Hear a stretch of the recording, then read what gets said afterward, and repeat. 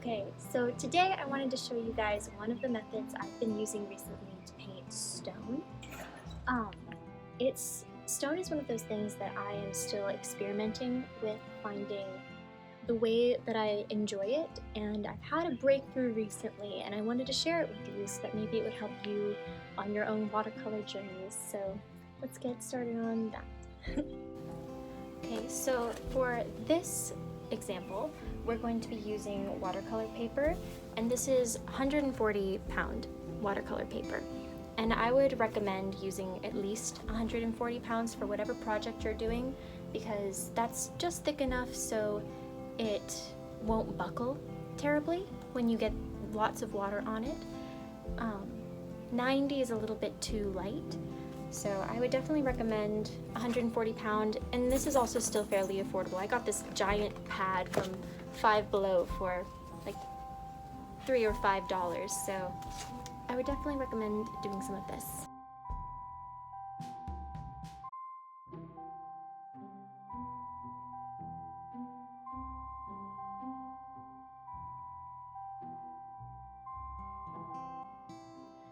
I wanted to actually show you two examples of painting stone. I wanted to show you one where you would use sort of the expected colors, like grays, blacks, that sort of thing. And then I want to compare that to this other method I've been using that uses some pretty bright, bold colors, but you'll see that when it all comes together, it ends up looking very natural. So we're going to start by drawing two just blobby shapes here. Something like this, something like this, to be our stones. I found that it's also really helpful to start at this stage mapping out very lightly some of the planes of the rock. So for example, I know this part is going to be taller, so I'll make this little line here to help denote that. I don't do very many planes at this point because I like to let those sort of organically form as I'm painting. And these are both pretty round rocks, so they don't have very many planes, but I think that is still helpful anyways. Okay, so first I wanted to show you the method using blacks and grays, and I went to go do that using my main watercolor palette, and I realized that I don't even have black here because that's how little I use it in my paintings. I had to go check my little, see, I have to make like a little color map so that I remember where everything is, but you will notice there is no black. There's like a gray, but I have to go grab another palette so I can have some black paint. I'll be right back. Okay, I'm back, and I've brought my other watercolor palette that you will see has a very tiny little dollop of black that's hardly ever been used. So we're going to switch out this gigantic chunker and put our little one over here. Another tool that I use in as many paintings as I can is this spray bottle of rubbing alcohol, and it really helps, I think especially on the stone, to give it this really organic splattered texture. So we'll be using this for both of the rocks, just to give the gray one a fair chance.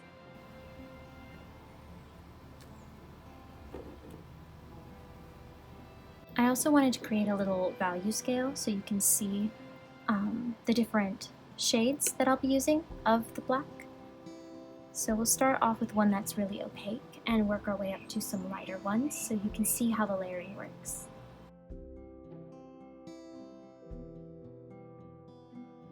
Okay, so to start off with this gray rock, we're going to add a very light wash of the lightest color over here and over just the whole base of the stone. Even lighter than that if I can.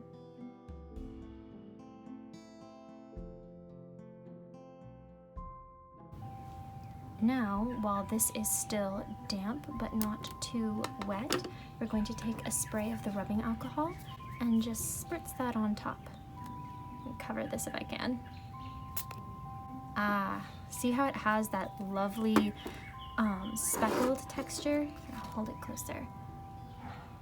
But it just looks so organic and natural, and it's perfect for adding some texture to your stone.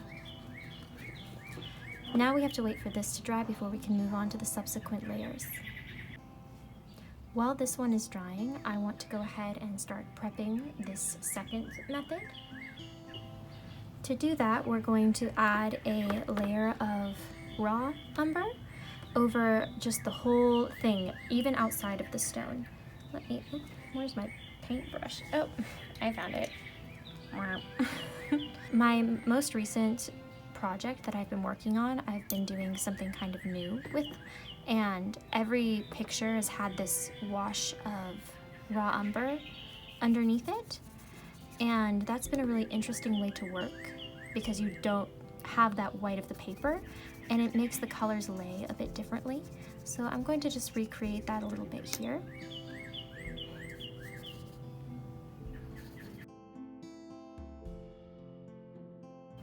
One thing that I do like about having this under wash or glaze under everything is that it helps unify the colors right from the start because everything has this common base. Let's also give this a little spray while it's drying. There we go. Also, it is such a beautiful day to be painting outside. We've been having on and off thunderstorms, and it'll be storming, pouring rain one moment and then super hot the next. But today is this happy in between. So here, let me show you. All the birds are happy. You can hear them.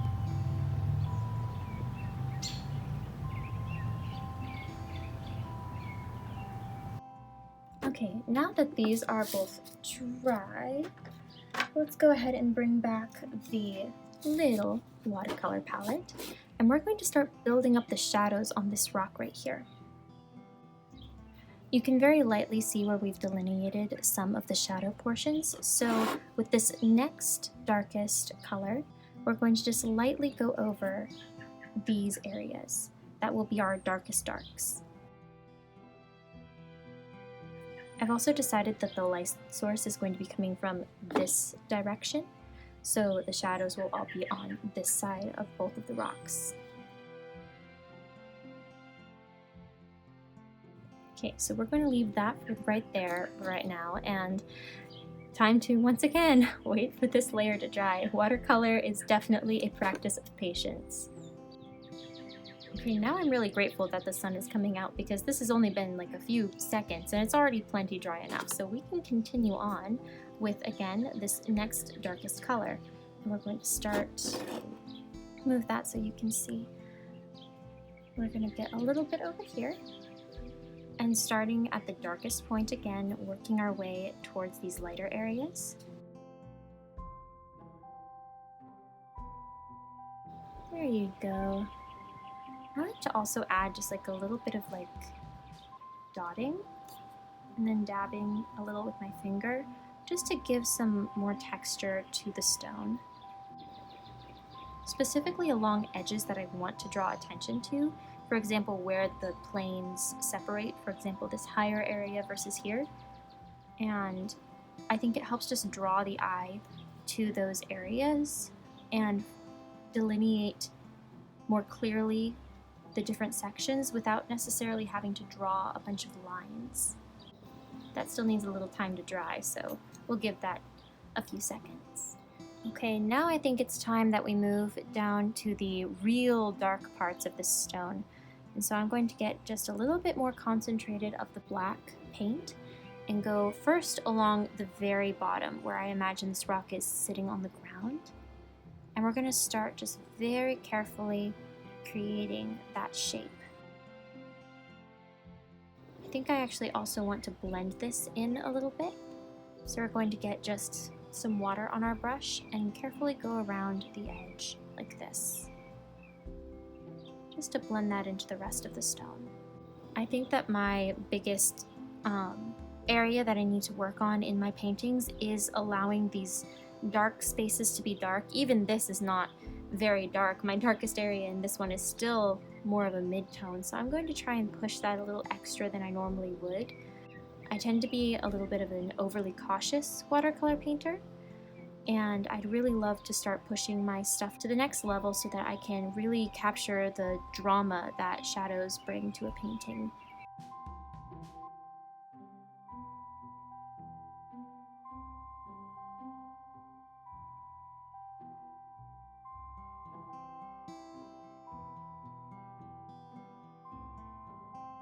So for the method I'm going to show you, we're going to be using this guide that I've actually created for myself so that I wouldn't forget what I was doing. So here's the steps, and if you'd like to pause here, you are more than welcome to, if you can read my chicken scratch handwriting. But we're going to be following this method, and I'm going to walk you through it step by step. Objectively speaking, I don't think there's necessarily anything wrong with this rock. I think it looks pretty, and there's definitely situations where I would use it, but I think it's good to have some variety in your paintings. So we're going to go ahead and start on this next example, which is going to use some pretty bold colors, and I hope that it all comes together. So we already have this base of raw umber just lightly washed over the whole setting, and we're going to do a similar method to what we did here, where we're going to start by adding some of that same base color, this raw umber, and marking out where the shadows are. Ooh, a little bit lighter than that. All right, I also want to add a little bit of this medium tone.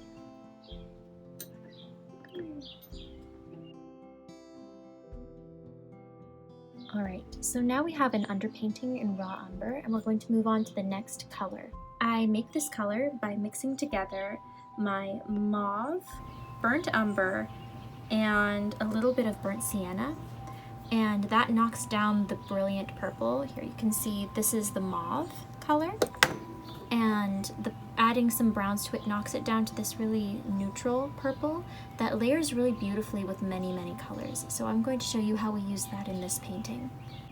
Okay, so we're going to take some of this shadow purple, and we're going to once again deepen those shadows. We're going to go right on top of where we've already marked out with the darker raw umber, and we're going to start creating more depth.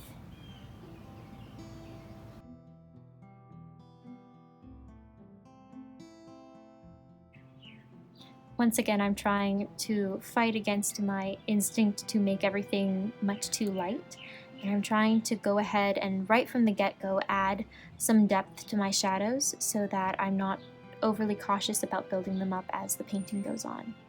Okay, so if you want a very warm look to your stone, you would continue just to build up with shadow purple and raw umber, but for this one we're going to want to knock back the warmth of this. This isn't a blazing hot day, it's just a warm summer day. So we're going to introduce some of this bright ultramarine. Taking some of the ultramarine, we're going to go over, once again, those darkest shadows in the darkest parts, treating this almost like we would a black.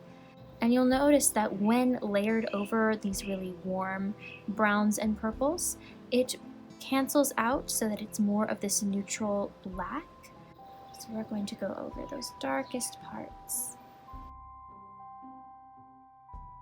I like to leave a little lip of the previous color so that you see this gradient from the dark to light, but also a gradient between the colors. Okay, my sister just stopped by to give me these tiny little light bulbs from her fixing her car, because she knows I love tiny little things like this. Wouldn't this be so cute as like a little hat on some little doll?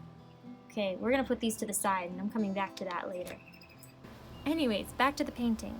Now that we've had the darkest part here, we're going to start introducing that same ultramarine in a lighter wash to these mid-tones. Again, we're going to start just like slightly off center of these purples. We're creating some layers, and we're going to just lightly add those, maybe a little here in the center, add a little more texture to the tops of the rock.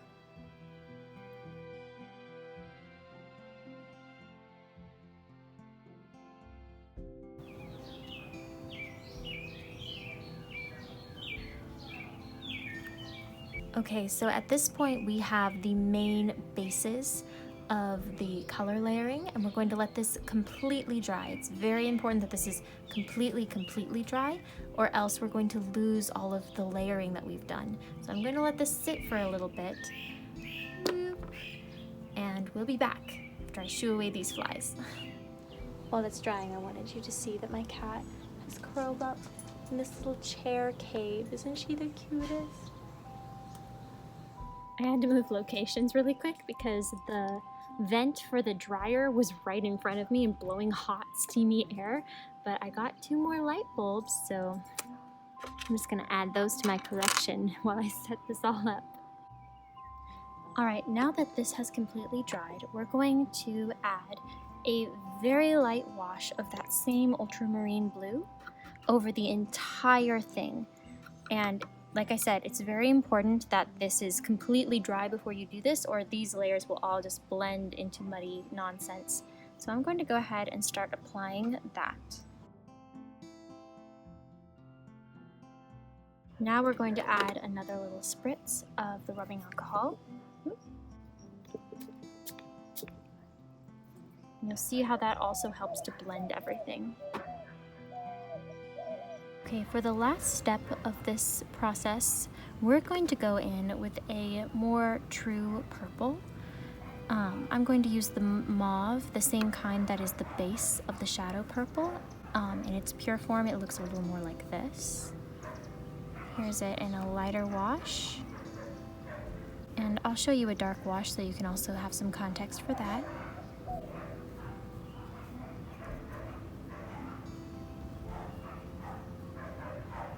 Again, this is a really bright and artificial looking color just by itself, but when you layer it over the top of the burnt, or not burnt, raw umber, it looks very dull, and it just adds a sort of dimension to the shadow that you don't get when you use the black. So I'm going to go over first in a light wash these mid-tone areas.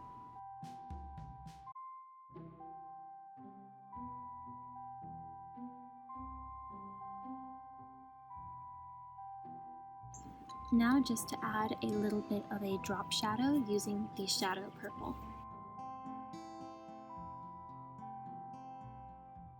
We are finished, not a moment too soon. Those clouds have rolled right back in and I'm expecting it to rain at any moment. So let's quickly do a little bit of a reveal.